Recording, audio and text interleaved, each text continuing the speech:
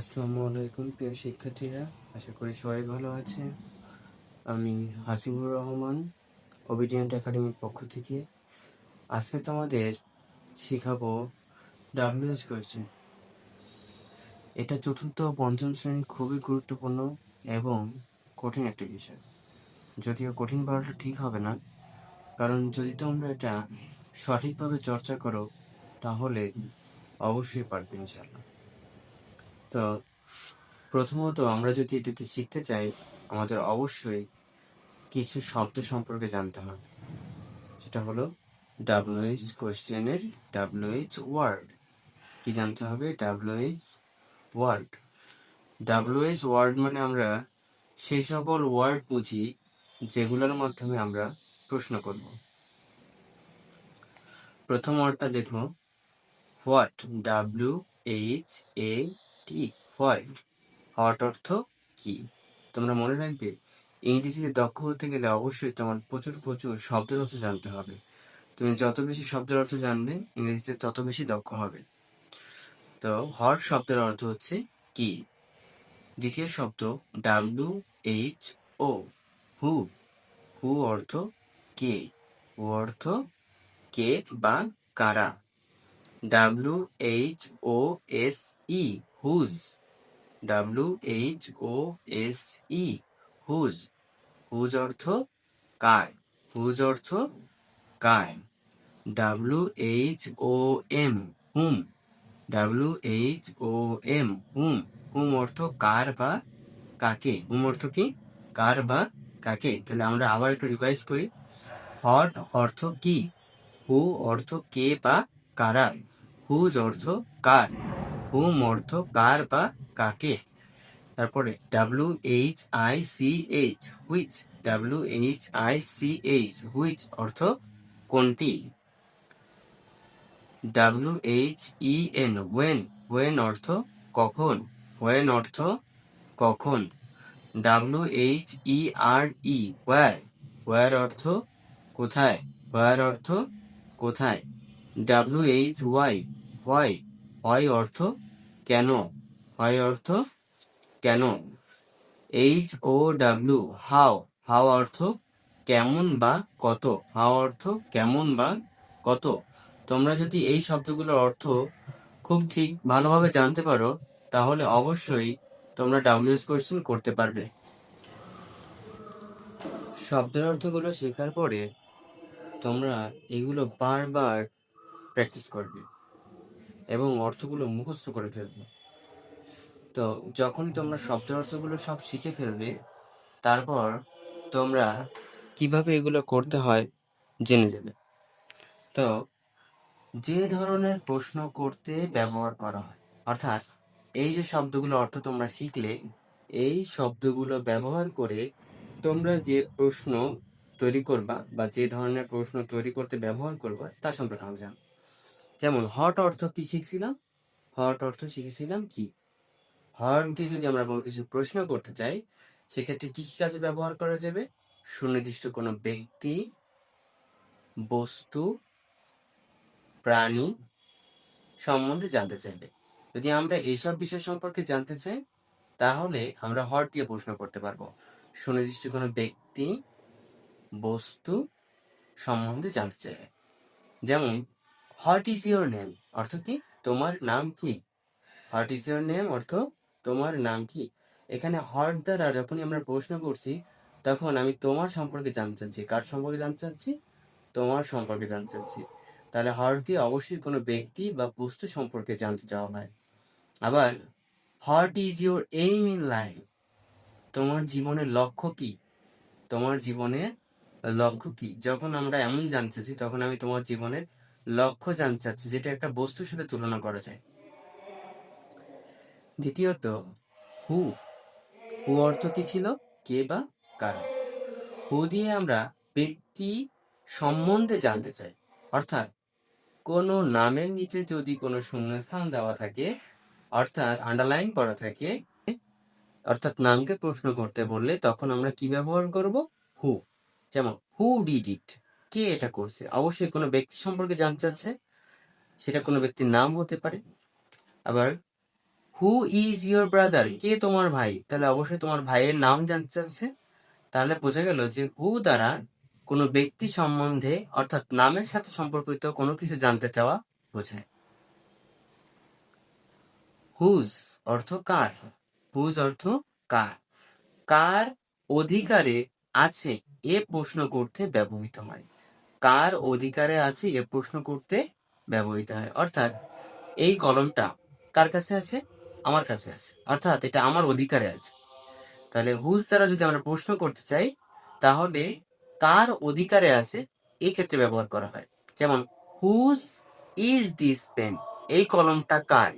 Whose is this pen, এই কলমটা কার? Whose book is this, whose book is this, এই বইটি কার? হুম অর্থ কার বা কাকে। কাকে এই প্রশ্নটি বের করতে ব্যবহৃত হয় হুম। Whom do you love best, তুমি কাকে সবচেয়ে বেশি ভালোবাসো? Whom do you love best, মনে করো তুমি তোমার বাবাকে খুব ভালোবাসো, তাহলে যদি বাবার নিচে দাগ দেওয়া থাকে অর্থাৎ আন্ডারলাইন করা থাকে তাহলে কি দিয়ে প্রশ্ন করতে হবে? হোম দিয়ে। Whom do you love best. তারপরে দেখো লেখা আছে whom did you invite yesterday, গতকালকে তুমি কাকে আমন্ত্রণ করেছিলে? তাহলে এখানে বোঝা গেল যে অবশ্যই কোনো একজন ব্যক্তি তুমি গতকাল আমন্ত্রণ করেছিলে সেই ব্যক্তিকে জানতে চাচ্ছে। Whom do you love best, তুমি কাকে সবচেয়ে বেশি পছন্দ করো? Whom did you invite yesterday, গতকালকে তুমি কাকে আমন্ত্রণ করেছিলে? এসব ক্ষেত্রে আমরা হুম ব্যবহার করতে পারি। তারপর হুইচ অর্থ কোনটি, হুইচ অর্থ কোনটি, কোনটি অর্থাৎ পছন্দ সম্বন্ধে জানতে ব্যবহৃত হয়। কোনটি অর্থাৎ পছন্দ সম্পর্কে জানতে ব্যবহার করা হয়। যেমন তুমি কোন বস্তুটি পছন্দ করো, কোন খাবারটি পছন্দ করো, কোন গানটি পছন্দ করো, এই ধরনের বিভিন্ন বিষয় সম্পর্কে জানতে কোনটি ব্যবহার করা হয়, অর্থাৎ which. Which one should I pick, কোনটি আমার নেওয়া উচিত? Which one should I pick, কোনটি আমার নেওয়া উচিত, এখানে কোনো একটা পছন্দের বস্তু সম্পর্কে জানতে চাচ্ছে। Which river flows through Dhaka, ঢাকার মধ্যে দিয়ে কোন নদী যায়? ঢাকার মধ্যে দিয়ে যায় কি? বুড়িগঙ্গা নদী, তাই না? কোন নদী ঢাকার মধ্যে দিয়ে যায়? ওয়েন অর্থাৎ কখন। তুমি একটা জিনিস চিন্তা করো, যখনই আমরা কোনো সময় সম্পর্কে বলি বা জানতে চাই তখন কি জিজ্ঞাসা করি? এখন কয়টা বাজে, তাই না? তো সেরকম কোনো সময় সম্পর্কে জানতে চাইলে তুমি কখন ব্যবহার করবে, অর্থাৎ ওয়েন। কি ব্যবহার করবে? ওয়েন।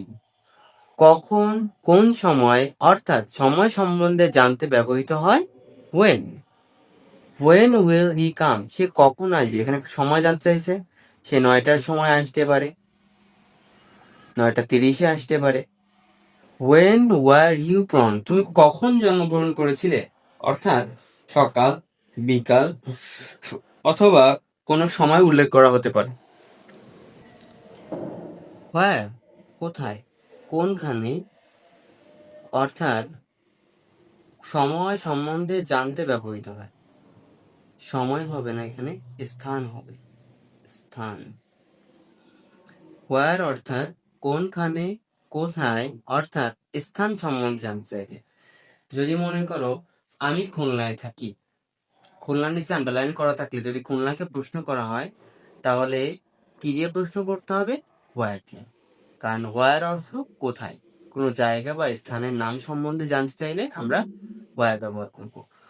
হোয়ার উইল হি গো, সে কোথায় যাবে? কল্পনা করি সে ঢাকায় যাবে। He will go to Dhaka, সে ঢাকায় যাবে। তাহলে সেটাকে আমরা ঢাকা নিতে দাগ দেওয়া থাকলে কি দিয়ে প্রশ্ন করব? Where will he go, where will he go. Where is your pen, তোমার কলমটি কোথায়? হতে পারে তোমার কলমটি টেবিলের উপরে আছে কিন্তু তুমি দেখতেছ না। হোয়ার ইজ ইউর পেন, তোমার কলমটি কোথায়? তাহলে হোয়ার দ্বারা আমরা কোনো স্থান কে বোঝাই। হয় অর্থ কেন, কি জন্য, কি কারণে, কেন অর্থাৎ কোন কারণ বা ব্যাখ্যা জানতে চাইলে আমরা হয় ব্যবহার করব। কোনো কারণ বা ব্যাখ্যা জানতে চাইলে আমরা কি ব্যবহার করব? ওয়াই অর্থাৎ কেন। যেমন হয় আর ইউ লেট, তুমি কেন দেরি করে আসলে? তুমি বললে তোমার টিচারকে যে আমার দেরি হয়েছিল কারণ আমি গেম খেলছিলাম। আসলে না, তোমরা চেষ্টা করবে মোবাইলে গেমগুলো কম খেলার এবং পড়াশোনায় মনোযোগ দেওয়ার। হয় অর্থাৎ কেন, কি জন্য বা কি কারণে যদি আমরা প্রশ্ন করতে চাই তাহলে কি দিয়ে প্রশ্ন করব? হয়। হয় আর ইউ লেট, তুমি কেন দেরিতে এসেছিলে? হতে পারে তোমার জ্যাম ছিল রাস্তায়, এই জন্য দেরি হয়েছে।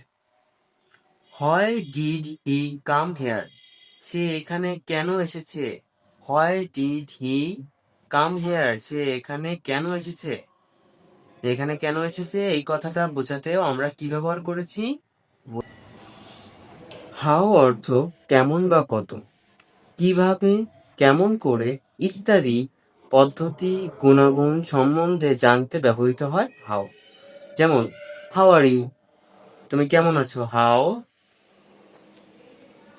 আর ইউ, তুমি কেমন আছো? এই যে কেমন আছো বোঝাতে আমরা কি ব্যবহার করতে পারি? হাউ।